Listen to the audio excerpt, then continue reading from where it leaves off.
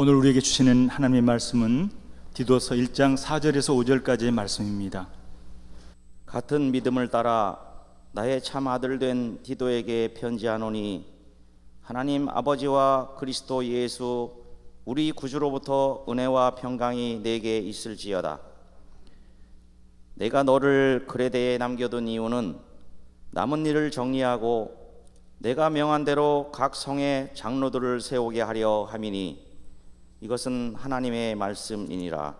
오늘 청지기 드림 예배의 말씀을 전해주실 목사님은 주한 장로교회 위임 목사님을 섬기시는 주승중 목사님이십니다. 모시기 힘든 귀한 분을 모셨습니다. 나를 그레데에 남겨두신 이유이라는 제의 말씀으로 하나님 말씀을 선포하실 때에 크신 은혜 받으시길 바랍니다. 목사님 나오실 때에 할렐루야로 맞이하겠습니다. 할렐루야. 할렐루야. 예, 반갑습니다. 주 안에서 또 믿음 안에서 함께 교제하게 된 것 얼마나 감사한지 모르겠습니다. 김덕영 목사님, 제가 참 사랑하는 목사님입니다. 귀한 교회에 이렇게 와서 위임받아서 섬기게 되고 또 그 섬김의 현장을 함께 와서 이렇게 보고 함께 예배드리게 된 것 다시 한번 하나님께 감사와 영광을 돌립니다.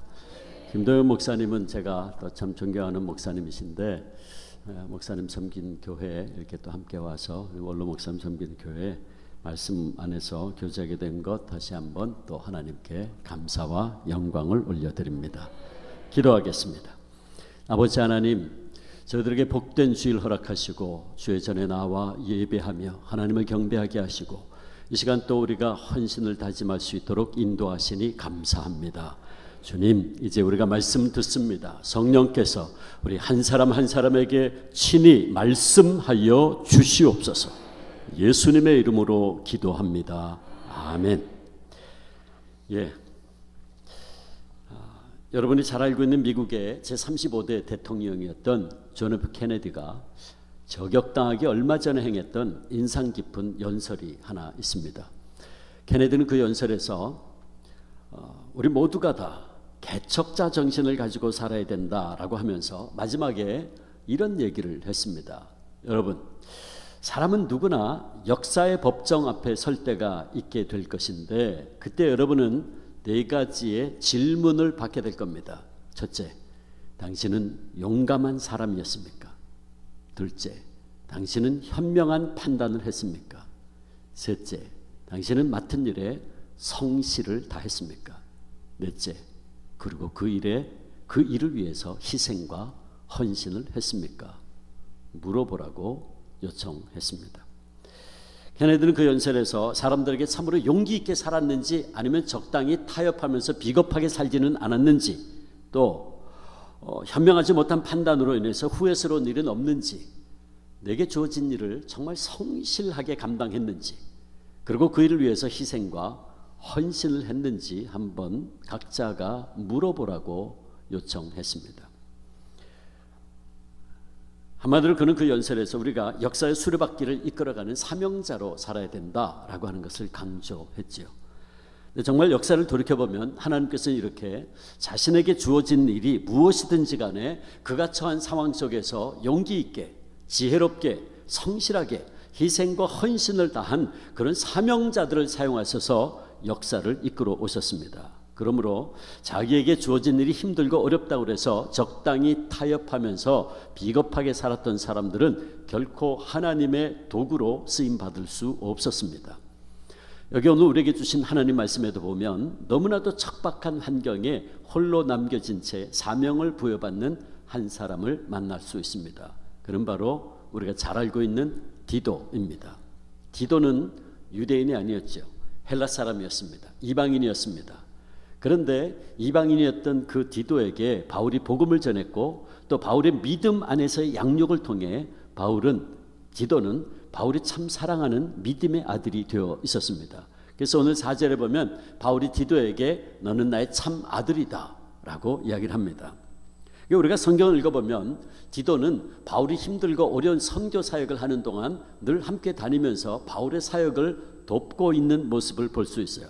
또 바울도 매우 중요한 일이 있을 때마다 그 일을 디도에게 부탁하는 그런 모습을 우리가 찾아볼 수 있습니다. 예를 들어서 갈라디아 2장 1절 보면 바울이 바나바와 함께 디도를 데리고 예루살렘으로 올라갔다 하는 기록이 나옵니다. 그 기록은 사도행전 15장에 나오는 예루살렘 공의회 때, 총회 때에 있었던 일입니다. 여러분, 우리가 알고 있듯이 예루살렘 교회가 처음에 폭발적으로 성장하죠. 오순절 성령 강림 사건 이후에 베드로가 설교하니까 하룻밤 사이에 3,000명이 회개하고 세례를 받습니다. 이게 사도행전 2장의 기록이에요. 이 4장에 넘어가 보면 또 역시 베드로가 이 성전 안에서 이 설교할 때에 많은 사람들이 예수 그리스도를 믿고, 특히 그 중에서도 청년, 남자, 장년 남자들이 5,000명이나 믿었다라고 하는 기록이 나옵니다. 그때 베드로가 40년을 성전 앞 미문에서 안진뱅이로서 구걸을 하던 사람을 예수 그리스도 이름으로 일어나라 했을 때 일어나죠. 그가 성전 안에 들어가가지고 하나님을 찬양하면서 뛰놉니다. 사람들이 놀라죠. 아니, 저 사람이 40년 동안 성전 문 앞에서 구걸을 하던 사람인데 어떻게 일어나서 저렇게 지금 뛰어다니지? 그때 베드로가 설교하죠. 너희가 십자가에 달아 죽인 예수를 하나님께서 부활시키셨고 그 예수의 이름으로 저가 나음을 입었다. 그 베드로의 설교를 듣고 그날 그 자리에 있던 남자 장정원 5,000명이 예수를 믿기로 했다.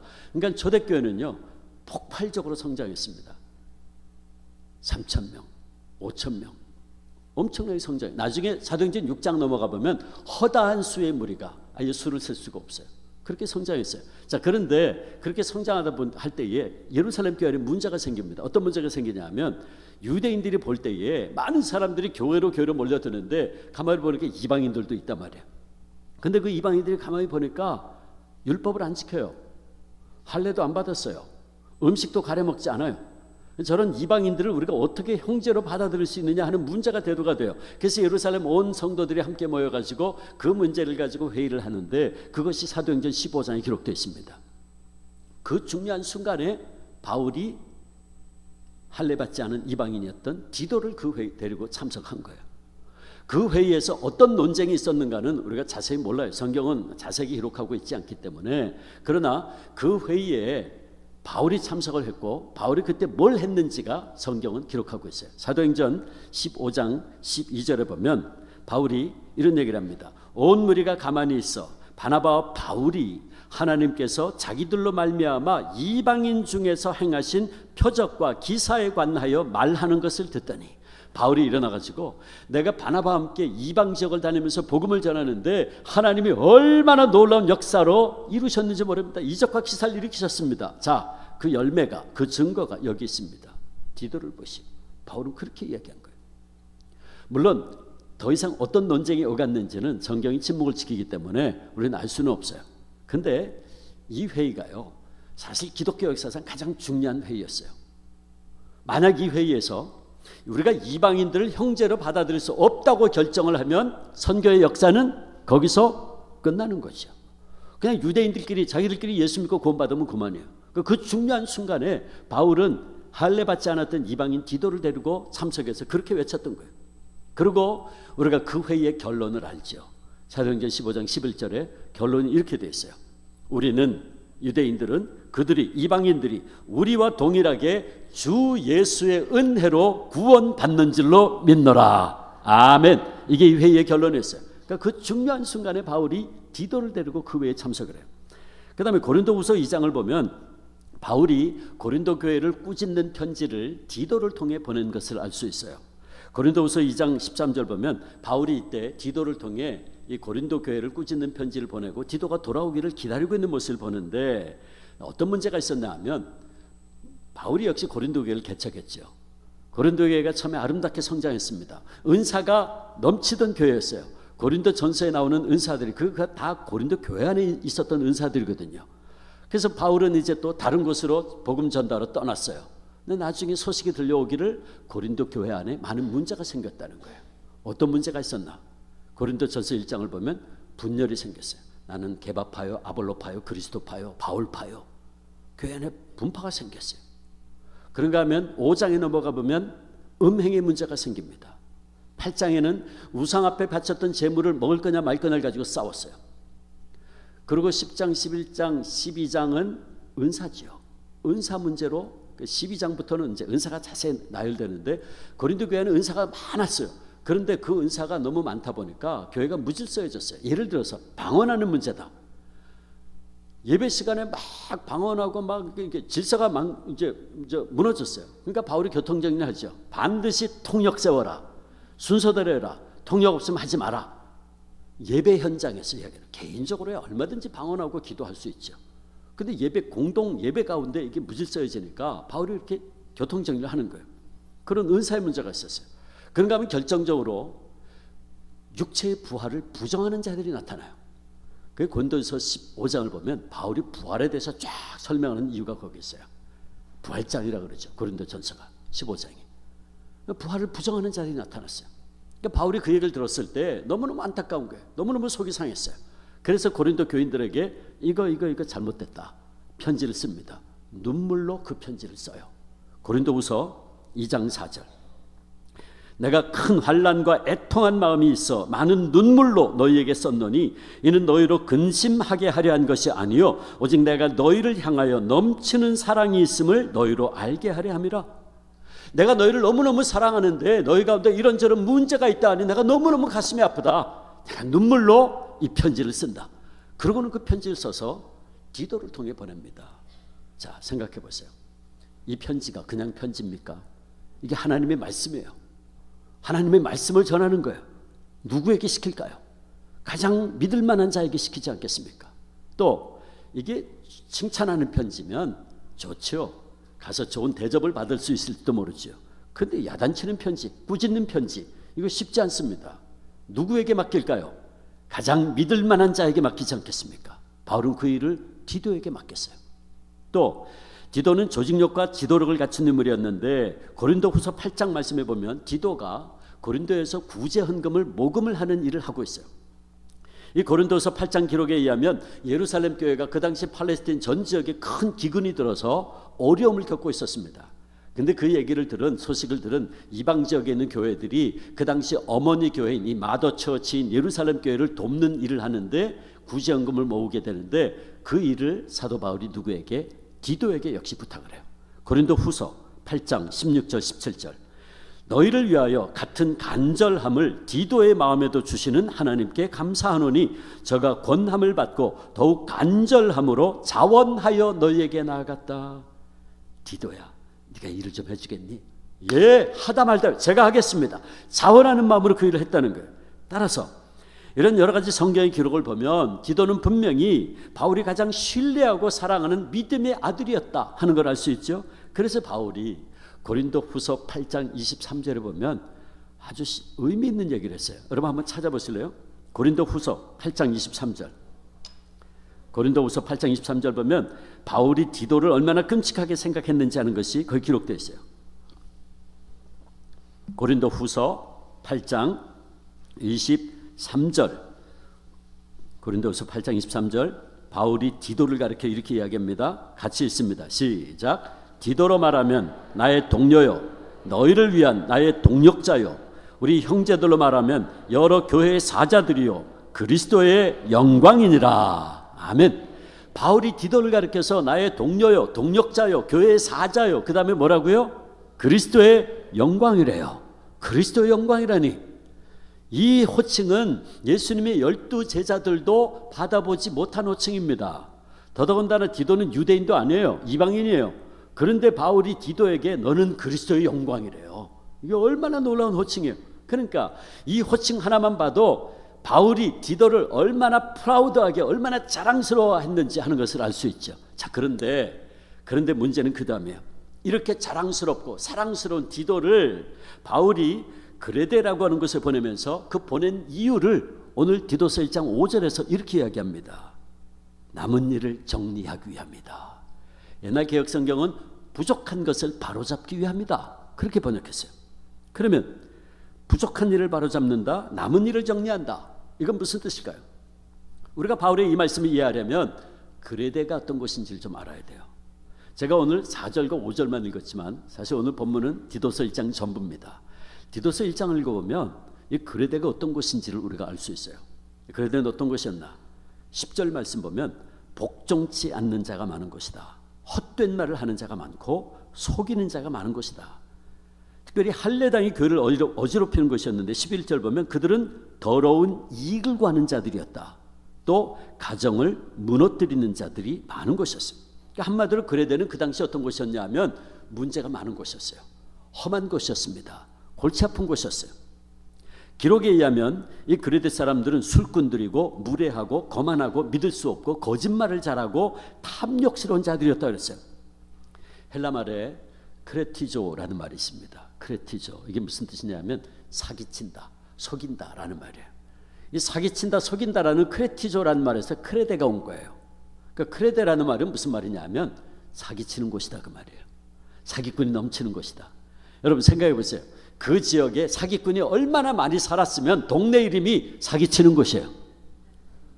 여러분 우리가 어느 지역에 이름을 붙일 때에 그 지역의 특색을 가지고 이름을 붙이는 경향이 있어요. 그거 잘 기억하죠. 세종시 가다 보면 KTX 타고 가다 보면 여기 세종역이 아니고요 오송역입니다.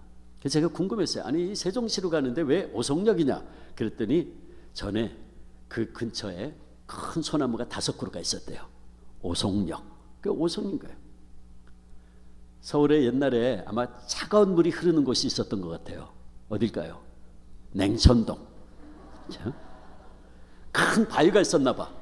후암동, 응암동, 바위 암자가 들어있어요. 그러니까 여러분 우리가 어떤 지역에 가장 특색 있는 것을 가지고 이름을 짓는 경향이 있어요. 왜? 기억하기 쉬우니까. 자 그런데 크레데, 사기치는 곳이다 그 말이에요. 그러니까 그 지역에 얼마나 사기꾼이 많았으면, 얼마나 거짓말쟁이가 많았으면 동네 이름이 사기치는 곳이에요. 그러니까 이 이름 하나만 봐도 그레데가 얼마나 험한 곳이었나 하는 걸 알 수 있죠. 그래서 디도서 1장 12절 보면 바울이 말합니다. 옛날 그레데의 어떤 선지자가 그레데 사람들한테 이렇게 이야기했는데 그 말이 맞다 그랬어요. 오늘 디도서 1장 12절 보세요. 그레데 사람들은 항상 거짓말쟁이이고 악한 짐승이며 배만 위하는 게으름맹이라니 이 증언이 참되도다 그랬어요. 고대 저술가인 폴리비우스라는 사람이 있었는데 이 사람이 그레데 사람들에 대해서 이렇게 기록을 남겼어요. 탐욕과 허세가 그레데 토양에 본래부터 뿌리 내리고 있으므로 그들은 어떤 식으로 수입을 얻든지 상관하지 않는 유일한 백성이다. 수단 방법 가리지 않는다는 거예요. 사기치고 거짓말하고 남을 해쳐서라도 내 배만 채우면 고만이다 라고 말하는 사람들이 그레데 사람들이라는 거예요. 자 그렇다면 여러분 잘 들어보세요. 이게 그레데의 현실이라면 바울이 사랑하는 아들 디도에게 이렇게 말해야 될 것 같아. 상식적으로 하면 디도야, 아들아, 내가 너를 그 골치 아픈 그레데에서 데리고 나온 데는 이유가 있어. 그렇게 말해야 될 것 같아. 사랑하는 아들이 사지에 있어요. 오지에 있어요. 그러면 어떡할까요? 내가 거기서 끄집어내려고 그러겠지. 제가 2011년이군요. 제가 학교에 있을 때 응암동에 있는 한 교회에서 3일 동안 부흥회를 인도를 했어요. 수목금 3일 부흥회를 인도하고 금요일 날 이제 마지막 시간에 목사님과 저녁 식사를 하고 마지막 집회를 남겨놓고 목사님 방에 잠깐 앉아서 기다리고 있는데 밖에서 누가 막 문을 두드리는 거예요. 문을 여니까 그게 권사님이에요. 그 권사님이 목사님 큰일 났습니다. 일본에 지진이 일어나가지고요. 막 해일이 쓸고 나고 지금 큰일 났습니다. 그러는 거예요. 그 집회 중이었으니까 뭐 텔레비 볼 이유도 없고 근데 뉴스에 나오고 있으니까 목사님 그거 보시라는 거예요. 그래서 목사님 방에 마침 TV가 큰 게 있어서 TV를 딱 틀었는데 키자마자 어떤 장면이 나오냐면 쓰나미가 그 시커먼 그 더러운 물이 그냥 쓰나미가 마을을 휩쓸고 지나가는 그 장면이 나오는 거예요. 그래서 저도 놀랬고 목사님도 놀래가지고 이게 무슨 뭐 영화에서 무슨 종말에 관한 영화인가 처음엔 그랬어요. 이게 뭔 일? 그랬더니 일본에 지진이 나서 지금 저 난리라는 거예요. 근데 TV 방송국이 그 장면을 그 쓰나미가 몰고 가는 장면을 반복해서 보여주고 있었던 거예요. 근데 문제는요. 권사님이 막 발을 동동거리면서 목사님 어떡해요? 목사님 어떡해요? 왜 그러시냐고. 그 권사님 따님이 쓰나미가 쓸고 지나간 그 지역에 살고 있다는 거예요. 집에 아무리 전화해도 연락이 안 되는데 핸드폰도 안 되는데 목사님 어떡하면 좋아요? 여러분 자식이 사지에 있으면 당연히 부모의 마음은 어떻게 해요? 그 자식을 거기서 끄집어내야지. 그러니까 우리가 상식적으로 이야기하면 바울이 말해 디도야 내가 너를 그 사지 그 어려운 곳에서 데리고 나온 데는 이유가 있다. 그렇게 말해야 될 것 같아. 그런데 바울은 반대로 얘기했어요. 디도야, 내가 너를 그레데에 남겨둔 이유가 있다. 옛날 개혁 성경은 떨어뜨려둔 이유가 있다. 의도적이었어요. 떨어뜨려둔 이유가 있다 그랬어요. 반대로 얘기한 거죠. 그리고 디도도 아버지, 날 왜 이렇게 고생스러운 것에 두십니까? 날 좀 후방으로 빼주시지 왜 날 이렇게 최전방에도 날 고생시키십니까? 원망하지 않았어요. 여러분, 여기에 오늘 우리가 들어야 될 하나님의 메시지가 있어요. 여기에 믿음의 비밀이 담겨 있어요. 그 뭐냐면 우리는 오늘 칭찬과 긍정적인 것은 별로 없고 문제로 가득한 곳에 아들처럼 사랑하는 디도를 그곳에 남겨둔 이유가 있다고 말하는 바울의 음성을 오늘 이 시간 나를 향하신, 우리를 향하신 하나님의 음성으로 들을 수 있어야 됩니다.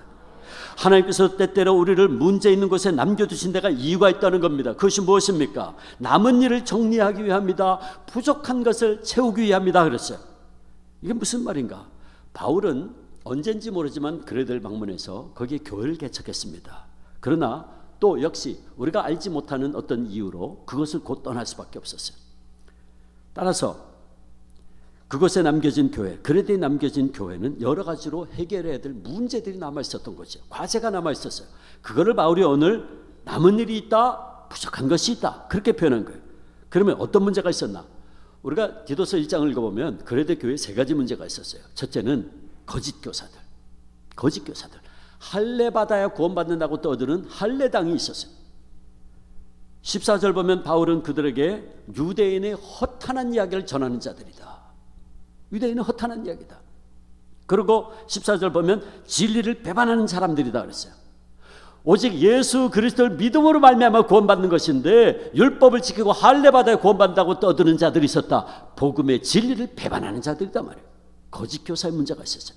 그런가 하면 두 번째, 교회를 계속해서 든든히 세워가는 데서 필요한 기둥 같은 존재들인 장로들, 즉 교회 리더십을 세워야 하는 문제가 남아 있었어요. 교회를 개척했어요. 곧 떠났어요. 아직 리더십을 못 세웠어요. 그래서 6절에 보면 장로는 어떤 사람이 되어야 된다. 7절, 8절, 9절은 감독, 오늘날 목사는 어떤 사람이 되어야 된다 하는 것을 자세하게 기록하고 있는 이유가 거기 있어요. 아직 리더십을 못 세웠거든요. 그런가 하면 보다 심각한 세 번째 문제가 있었어요. 그 16절 보시면, 디도서 1장 16절 보면 교인들 가운데 이런 사람들이 있었다. 하나님을 시인하나 행위로는 뭐 한다고요? 부인하는 자들이 있었다. 하나님을 시인해. 말로는 나 하나님 믿습니다. 나 교인입니다. 나 집사입니다. 말은 하는데 삶을 보니까 하나님을 안 믿어. 자기가 하나님이야. 하나님을 부인해. 그런 자들이 있었다는 거예요. 그들은 어떤 자들인가? 16절 보면 복종치 아니하는 자들이요 선한 일을 버리는 자들이다. 디도는 이런 부족한 모습들, 문제들을 남겨진 문제를 바로잡기 위해서 문제 있는 그레데에 남겨진 거예요. 그렇다면 사랑하는 재직 여러분, 이제 우리 얘기를 좀 해볼까요? 오늘 저와 여러분에게는 그렇다면 그레데가 어디일까요? 여러분이 어떻게 느낄지 모르지만 저는 요즘 그런 생각이 들어요. 오늘 우리가 살고 있는 우리 조국 한반도가 그레데다. 저 그런 생각이 들어요. 언젠가 신문 사설에 지금 현재 우리 민족에 큰 세 가지 문제가 있다 하는 것을 정리한 걸 봤어요. 제가 그걸 읽으면서 참 제 마음속에 그렇구나 동의가 됐어요. 세 가지 문제. 첫째는 지금 우리 민족을 공격하고 있는 분열과 갈등의 문제죠. 지금 우리는 남과 북으로 나뉘어 있는 것뿐만 아니라 남남으로도 얼마나 갈라져 싸우고 있는지, 세대 간에, 계층 간에, 지역 간에, 있는 자 없는 자 간에 사상과 생각이 다르다고 소위 촛불 세력과 태극기 세력 간에도 얼마나 싸우고 있는지. 여러분, 지금 우리 민족을 이 분열의 영, 갈등의 영이 얼마나 공격하고 있는지 모릅니다. 교인들이 정신 바짝 차리고 눈물로 나라 민족을 위해서 중보 기도해야 돼요. 두 번째 문제는 역시 이북과의 관계에서는 문제죠. 특별히 북한의 핵, 저 장거리 미사일 문제는 정말 심각한 문제가 아닐 수 없어요. 여러분 한번 생각해 보세요. 과학이 발달한 저 일본이 지난 2011년에 지진 일어나가지고 후쿠오카 원전이 폭발하니까 그걸 아직도 감당을 못하고 있어요. 그 지역 주변 수십 킬로가 죽음의 땅이 됐어요. 여전히 방사능이 지금 바닷물로 흘러 들어가고 있다고 그러죠. 지난번에 일본 사람들 생선 안 먹는다고 그러더라고요. 그 과학이 발달한 일본이 아직까지 그걸 지금 해결을 못하고 있어요. 그런데 여러분 보세요. 저 영변이나 북한에 있는 저 허접한 핵시설들이 저 잘못되면 한반도는 사람이 살 수 없는 땅이 되고 말아요. 그래서 반드시 비핵화가 이루어지지 않으면 큰일 나는 거예요. 이거 핵이 사라져야 돼요. 그 다음에 세 번째 문제는, 물론 이건 뭐 우리 한국만의 문제가 아니지만 전 세계가 계속해서 어려움을 겪고 있는 경제 위기의 문제. 특별히 올해 우리 경제가 매우 심각한 수준에 있다 그래요.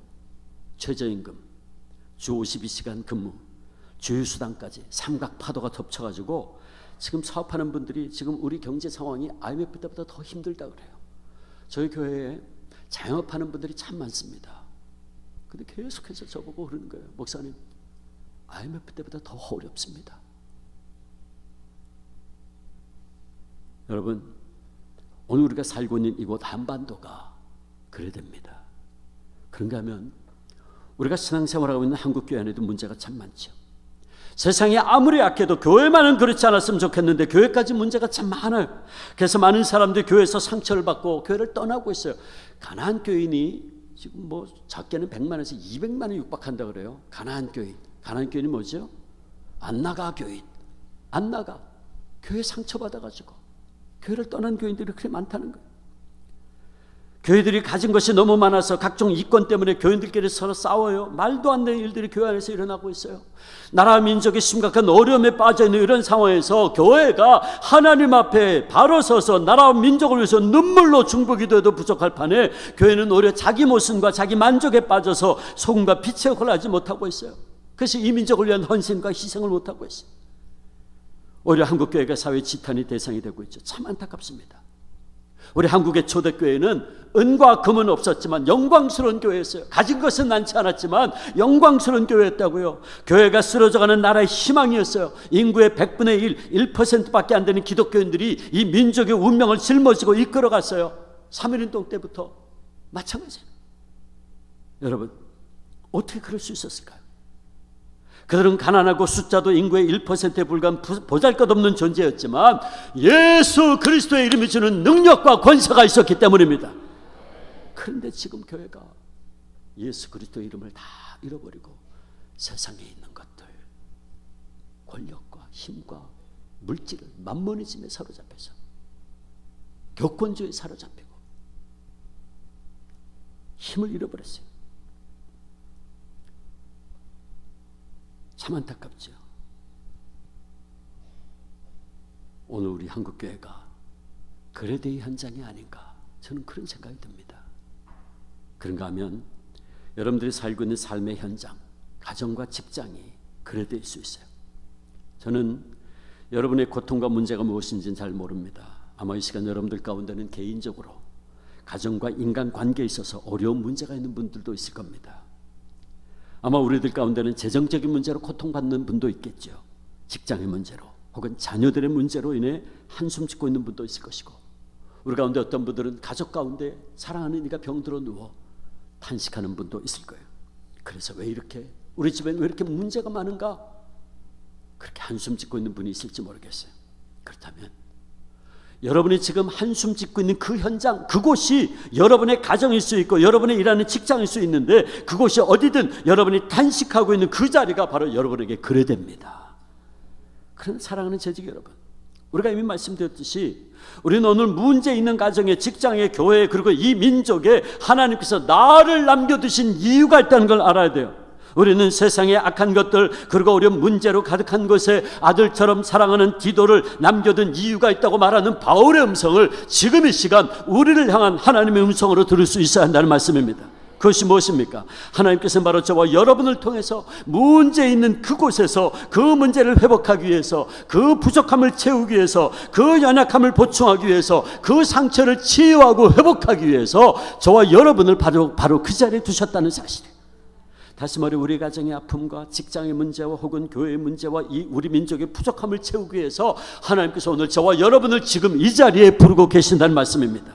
그러므로 우리는 이 그레데 현실에서, 우리 가정의 어려운 상황에서, 나의 문제 많은 직장의 현장에서, 그리고 내가 처한 문제 가운데서 도망치려고 하지 말고, 왜 나에게만 이런 어려움이 계속되는가 원망하지 말고, 오히려 하나님께서 문제 있는 곳에 나를 남겨두신 이유가 있다, 그 사명의식을 가지고 그것을 발견할 수 있어야 됩니다. 제가 미국에서 잠시 공부할 때에 목회를 하던 한 친구 목사가 저한테 그런 고백을 했어요. 저와 같이 유학을 갔어요.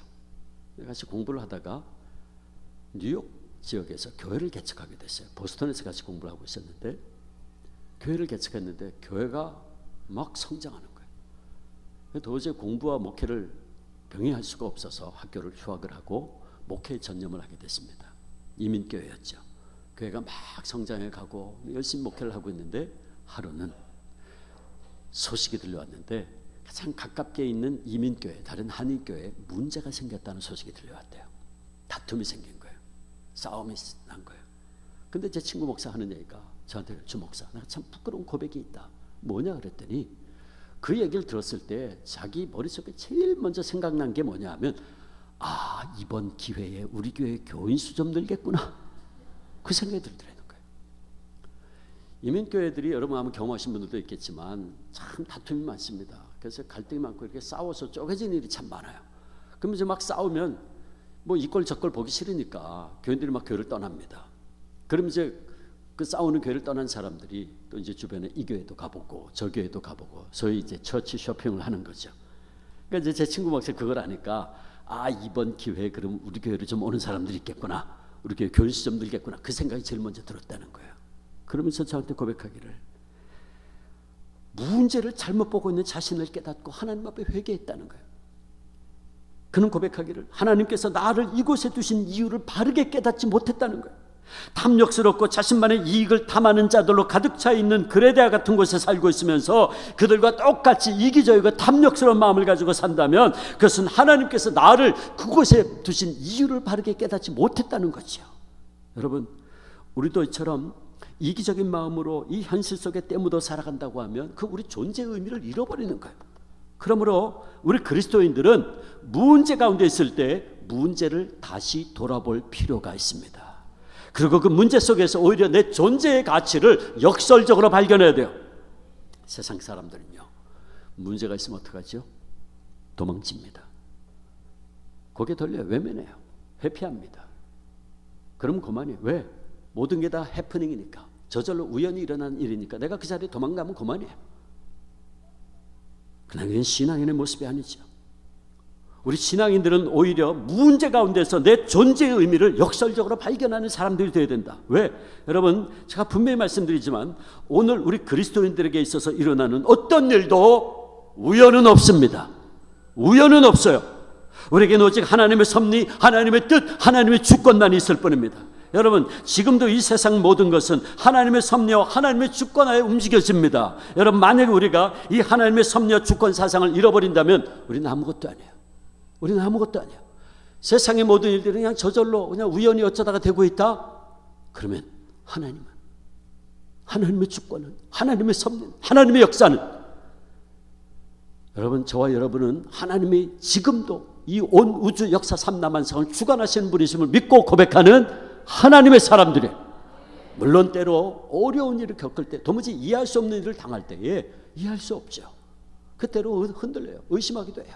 그러나 여러분, 결국은 합력하여 선을 이루게 되어 있습니다.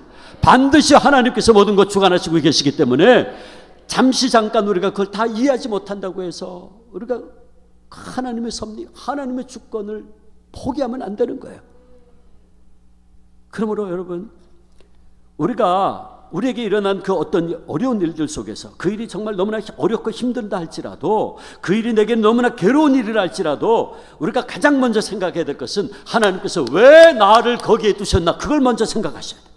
하나님이 왜 나를 이런 어려운 상황에 두셨는지 그 속에서 주님의 뜻을 발견하려고 노력해야 돼요. 그리고 우리가 그 속에서 역설적으로 내 사명을 발견할 수 있어야 된다. 이게 하나님의 주권을 믿는 신앙인의 바른 자세예요. 저는 여러분이 지금 구체적으로 어떤 상황에 처해 있는지는 몰라요.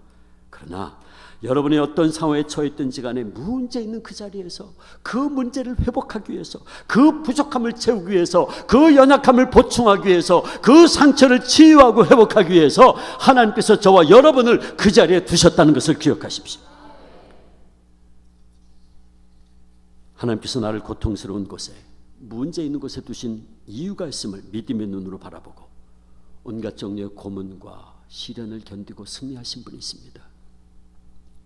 일제시대 신사참배 반대하시다가 고문 끝에 순교하신 순교자 주기철 목사님, 주기철 목사님은 저에게는 친할아버님이기도 합니다.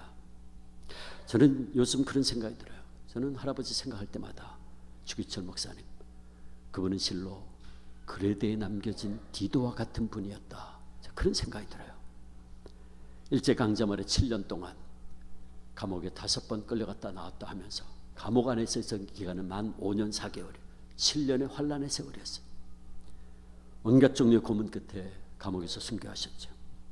일제 형사들은 하루가 멀다 하고 목사님에게 매질을 가하고 거꾸로 매달아 놓고 채찍으로 후려치고 입과 코에 고춧가루 주전자 들이붓고 별의별 짓을 다 했어요. 손톱 발톱 얇게 대나무를 썰어가지고 쑤셔놓고 벤치를 잡아 뽑아버리고 별짓을 다 했어요. 언젠가 저희 아버님께서, 저희 선친께서, 할아버님께서 잠시 집에 가석방돼서 나오셨을 때 할머니에게 당신 아내니까, 당신 부인이니까 무슨 말인들 하시잖아요. 하소연하듯이 하시는 말씀을 저희 아버님이 옆에서 듣고 제게 전해주신 이야기가 있어요. 목사님이 그러시더래요. 별의별 고문을 다 당했는데 그 중에 정말 견디기 힘든 고문이 2가지가 있다고 그러더래요. 첫째는, 하나는 잠을 안 재우는 고문. 잠을 안 재우는 고문이 뭐가 그렇게 힘들겠나 싶지만 여러분 생각해 보세요. 사람을 일주일이고 2주일이고 한 달이고 잠을 안 재면 어떻게 될까요? 돌아버립니다. 돌아버려요. 여러분 일제시대 때 독립운동가들 가운데 이 잠 안 재우는 고문당하다가 정신 이상 되신 분들 많습니다. 저기 천안에 가면 독립기념관 있잖아요. 그 독립기념관에 보면 건물들이 몇 개 있어요. 그 중에 일제 침략관이 따로 있습니다. 그 일제 침략관 안에 들어가면 고문 체험실이 있어요. 거기 보면 일제가 우리 독립운동 하던 분들 고문하는 장면을 밀랍 인형으로 재현해 놨어요. 제가 언젠가 거기 한번 가서 쭉 돌아보는데 제가 어렸을 때 들었던 그 할아버지 고문당했던 그 얘기가 거기 다 있더라고요. 거기 다 있더라고요. 그런데 관이 하나 세워져 있어요. 관이 위가 좀 넓고 아래가 좁아요. 옆이 뚫려 있어요. 그래서 제가 물어봤어요. 이게 뭐냐 그랬더니 그게 잠 안 재우는 고문 도구라는 거예요. 그 독립운동가들 그 안에 집어넣으면 딱 서가지고 꼼짝도 못해, 무릎도 못 꿇어요. 이러고 서 있어야 돼요. 그런 자기들은 번갈아가면서 자면서 새꼬챙이로 옆에서 쑤시는 거예요. 잠 안 재우는 거죠. 그러니까 24시간 일주일 열흘 잠을 안 재우니까 어떻게 될까요? 사람이 의식이 돌아버리는 거예요. 근데 목사님 그러시대요. 차라리 때리고 찢고 뽑고 하는 고문은 견디겠는데 이 잠을 안 재우는 고문은 견딜 수가 없대. 나중에는 정신이 희미해지고 막 흐리멍텅해져 가지고 당신도 모르는 사이에 우상 앞에 절하게 될까 봐 그게 스트레스가 돼 가지고 너무너무 고통스러웠다는 거예요. 그리고 또 한 가지 고문이 뭐냐면 목사님을 널판지에 올려놓고 아랫도리를 빨가벗겼어요. 그리고 밧줄로 꽁꽁 묶는 거예요. 손가락 하나 못 움직이게 묶어놓고 아랫도리를 빨가벗긴 채 널판지에 묶어놓고 일제가 무슨 짓을 했는지 아십니까? 목사님 요도에다가 새꼬챙이를 쑤셔놨어요.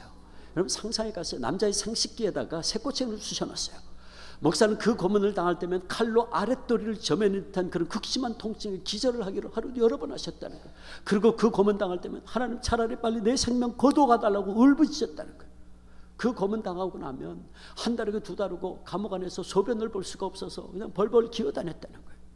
그 통증에. 이런 고문은 계절도 없이 7년간 계속됐는데 특별히 겨울은 견디기 힘든 혹독한 세월이었다 그래요. 한 번은 할머니 면회를 가셨는데 솜을 넣은 바지 저고를 넣어드렸더니 목사님은 그걸 받으시다가 제발 옷 속에 솜 넣지 마시오 그러더래요. 그 옷에 솜이라도 넣어야지 영하 20도 내려가는데 동상 걸리고 살 썩고 그러면 죽는데 목사님 솜이라도 넣은 옷을 입으셔야지 어떡하려고 그러십니까? 그때 목사님이 이렇게 말씀하셨어요. 내가 일일이 설명을 해야만 알겠소. 내가 입을 열면 엄살이 될 것 같아 말하기가 싫었습니다. 고문이 끝난 뒤에 돌아올 무렵이면 내 옷은 피에 흠뻑 젖습니다. 그 피가 두툼한 솜에 스며들어서 마르지를 않습니다. 피에 젖어 축축한 옷 밑에서 터진 살이 자꾸 골무면 고름이 흐르고 피와 고름이 섞여서 얼어붙으면 그것이 칼처럼 다시 내 살 찢습니다. 고문 끝에 기절을 하면 일제가 양동이로 찬물을 끼얹는데 그 찬물이 옷에 배어서 피와 고름이 물과 함께 얼어붙으면 나는 옷 얼음판 위에서 떨게 되는 거예요.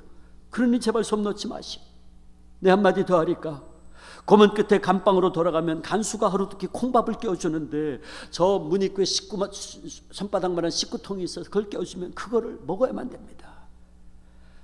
때로는 차라리 저걸 먹지 않고 죽고 싶은 생각이 한두 번이 아니었지만, 그러나 그것도 하나님의 뜻을 거역하기에 그럴 수가 없습니다. 그러나 내가 그 콩밥을 먹으려면 뭉그러진 내 육체를 바로 세울 수가 없어서 언제나 기어서 다가가야 되고, 그러면 그럴 때마다 시멘트 바닥에 쓸리는 피가 엉킨 채 얼어서 뻣뻣한 옷이 내 상처를 또 쑤셔 놓아서 그것이 터지고 피고름이 흘러서 밥을 먹는 고통이 또 하나의 고문이 되고 맙니다. 그러니 제발 솜 넣지 말라는 거예요. 솜 넣지 않으면 피가 흘러도 시멘트 바닥으로 다 흘러버릴 것이고, 그들이 물을 끼얹어도 나중에 쉽게 마를 테니 차라리 추위를 견디는 게 더 낫습니다. 미안합니다. 내 이런 말 하지 않으려고 했지만 당신이 이곳 형편을 너무 모르는 것 같아 내가 부득불 얘기했어. 목사는 평소에 감옥에 있을 때도 두 손이 뒤로 묶인 채 수갑이 채워져 있었어요. 수갑에는 쇠고랑이 달려있고 쇠고랑 끝에는 쇳덩어리가 달려있는데 그 무게는 천근 무게였대요. 그 한 번 움직이려면 뼈만 남은 어깨가 뒤로 제껴져서 너무너무 고통스러운데, 식사 시간에 저 식구통에 콩밥을 껴주면 그걸 먹으려면 무릎으로 이렇게 기어가야 되는 거예요. 그리고 기어가서 그걸 입으로 떨어뜨려서 그걸 개처럼 핥아 먹어야 되는 거예요. 그래서 배고픔과 고통 중에 어느 걸 견딜 수 있겠냐면 차라리 그냥 빨리 그냥 굶어서 죽고 싶은 생각이 한두 번이 아니었다는 거죠. 그러나 그분은 굶어 죽으려고 했던 자신의 생각을 부끄러워했습니다. 그러고 이렇게 고백했어요. 나는 아직 죽음에 이르지 않지 않았는가. 이 쇳덩어리의 무게가 주님께서 십자가에 매어 달려 겪으신 그 고통의 무게에 비할 수 있는가. 그러면서 그는 한 뼘 또 한 뼘 그렇게 콩밥을 향해 기어갔다 그래요. 이렇게 고백했어요. 고난과 고통의 시간을 단축하려는 내 의지가 있다면 그것도 주님 앞에는 말할 수 없는 죄악이다. 저 밥은 일본이 주는 밥이 아니라 주님이 내게 주시는 밥이다. 저 밥을 먹는 것이 성찬이다. 이 시간은 일본이 내게 주는 고난의 시간이 아니라 주님이 나와 함께 하시는 시간이다. 저 밥을 먹고서야 주님과 더 가까워질 수 있다. 나를 기념하라 하시며 떡과 포도주를 주신 주님의 뜻은 주님이 겪으신 그 모든 것 잊지 말고 간직하라는 뜻이 아닌가. 예수님, 그분이 겪으신 수치를 기억하기 위하여 나는 저 밥을 먹어야 된다. 예수님, 그분의 참혹한 처형과 십자가에서의 죽음을 내 영혼과 내 몸에 새겨넣기 위해서 나는 이 쇠사슬을 이끌고 저 밥을 향해 나아가 개처럼 혹은 다른 더 천한 짐승처럼 나는 저 밥을 먹어야 된다. 주님, 나 같은 것에게도 이런 일을 허락하십니까? 나 같은 것도 감히 주님의 지옥에 참여케 하십니까? 그는 그렇게 고백하면서 쇠사슬과 쇳덩어리에 짓눌려 뼈를 으스러뜨려가며 밥덩어리를 입으로 물어다가 한 입 한 입 눈물과 함께 씹었다고 합니다. 십자가의 죽음을 당할 수밖에 없었던 예수님의 생애를 더듬으면서 자신에게도 그 길을 갈 수 있는 놀라운 특권을 주신 주님께 오히려 감사하면서 그렇게 고문을 당할 때 한 번은 일제가 또 회유작전으로 목사님을 3일간 가석방시킨 적이 있었어요. 그 소식을 듣고 달려가신 저희 할머니께서 목사님에게 하신 첫 마디는 승리요, 승리요. 목사님 혹시 타협하고 나오는 거 아닙니까? 하는 질문이었어요. 그때 목사님이 사흘 말미를 받았습니다. 그러자 저희 할머니께서도 이렇게 얘기했다 그래요. 목사님, 그렇다면 다시 가셔야 됩니다. 어머님 아이들 걱정은 마시고 다시 가셔서 신앙을 지키시고 순교하십시오. 목사님은 조선교회 미랄이 되어야 됩니다. 목사님 맡으시는 그뿐입니다. 조선교회가 많은 열매를 맺도록 하실 의무를 주님께서 목사님에게 주신 것 잊지 마십시오. 목사님이 순교하셔야 조선교회가 무너지지 않습니다. 목사님이 순교하셔야 조선교회가 굳굳이 서 있을 수 있습니다. 목사님 결코 살아서 이 붉은 벽돌 나오면 안 됩니다. 언젠가 저희 할머니께서 그때를 회상하시면서 저희 아버님에게 이렇게 말씀했다 그래요. 아들아, 그때 그것은 내 목소리가 아니었어. 분명히 내가 말하고 있었는데 내 귀에 들려오는 건 내 목소리가 아니었어. 그리고 그건 내가 준비한 말도 아니야. 마치 누군가가 시켜서 써준 문장을 읽듯이 술술 흘러나오던 그 말은 내 생각, 내 의지가 아니었어. 성령님께서 그 순간 사모님을 통해 목사님에게 그렇게 말씀하신 것이었죠. 그럴 때 저희 할머니께서 울면서 목사님에게 계속해서 이렇게 얘기했다 그래요. 목사님 용서하세요. 목사님 용서하세요. 다만 며칠이라도 제가 대신 할 수만 있다면 이 곤욕을 대신 치르고 싶습니다. 목사님, 그러나 어찌하겠습니까? 내일 모레 다시 가셔야 한다면 가셔야지.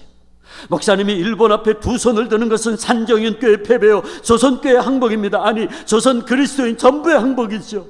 이제는 누가 뭐래도 목사님은 일본 천황과 영적 전투 시작한 겁니다. 사탄과의 싸움이 시작된 거죠. 당당히 나가 싸우셔야지. 그리고 목사님도 염려하지 말라고.